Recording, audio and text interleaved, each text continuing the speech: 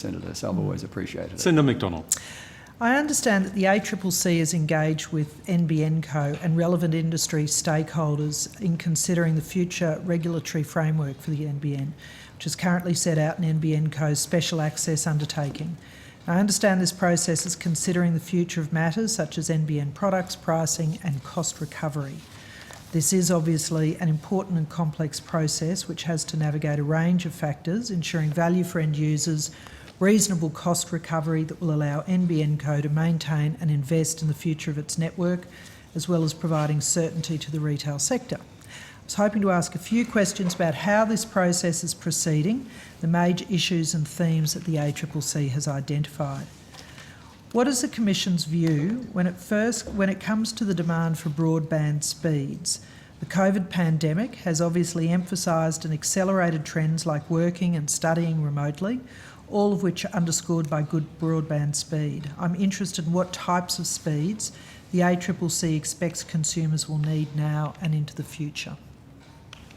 Certainly, I think the role, and I'm going to warn the EGM responsible that I'll be passing to her to finish the rest of the question, but I mean, getting the NBN built, obviously there's a very wide range of views on the NBN, but getting it built just as the pandemic came along was obviously very, very helpful for a lot of people. There is an active debate about how much speed you need working from home. I think our view is that a 25.5 service is good if you've got a hell of a lot of family members on things working from home and watching Netflix at the same time. You may need 50/20, but that's been our advice. But I might just ask the Executive General Manager Infrastructure to see if she's got a quick comment she wants to add. Thank you, Mr Sims. Sarah Prout, the Executive General Manager Infrastructure Division. Would note we would agree with the 25.5 at this point, and that was also found by the recently reported Regional Telecommunication Independent Review Committee to be, for now, appropriate, but noting that as things change going forward, that may change also in higher speeds. Thank you. What is the Commission's view on NBN Co's need to recover its costs through revenue? And how is the Commission seeking to balance any revenue constraints with the need for the government and therefore the taxpayer to recover its investment? Senator, look, I have a slightly controversial view on this one. I've always taken the view that, I mean, obviously the NBN was built by the government, and now that it's built, I think it's appropriate to treat its costs as sunk, and therefore what matters for Australia is getting the best use out of the NBN. And so obviously NBN need enough cash to, going forward, to cover their investment. That would be absurd not to do that. But I wouldn't be personally hung up on getting a commercial return on every last dollar spent, because I think that's just bad economics. What's the best use we can make of the NBN should drive it, provided they've got enough money to do all the things they have to do. That would be my view.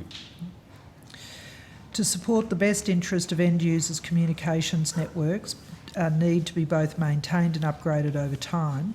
Does the ACCC consider that it is in the long-term interests of end users that NBN Co should be able to generate sufficient revenue to continue upgrading and investing into the network to meet the future demand? Absolutely. I mean, that's the investment they need to make, and that's what judgment has to be formed. That could be a different sum to just, you know, I can't think of the right word, but almost blindly making sure they can get a commercial return on everything that was spent. That'll leave you one price. Doing what you've just described, which I completely agree, might leave you with a different price. And my guess is that the second one's better than the first. In considering this complex process, to what extent does the ACCC take into account both its own and NBN Co's statement of expectations? Oh, absolutely, Senator. We take all that into account. I should also say, I mean, there's been a almost year-long process here, and we're obviously in this regulatory process. There's a whole range of procedures that have to be followed, and we're taking a very close interest in the views of the users as well, the RSPs, consumer groups, business groups. So there's a range of expectations that, but I mean, the statement of expectations give a framework, but we're following a good regulatory process, and that involves getting all stakeholder views. And that would include local infrastructure providers like Field Solutions and Y-Sky. These are guys up in the Gulf who are taking the NBN fibre but then extending the connectivity using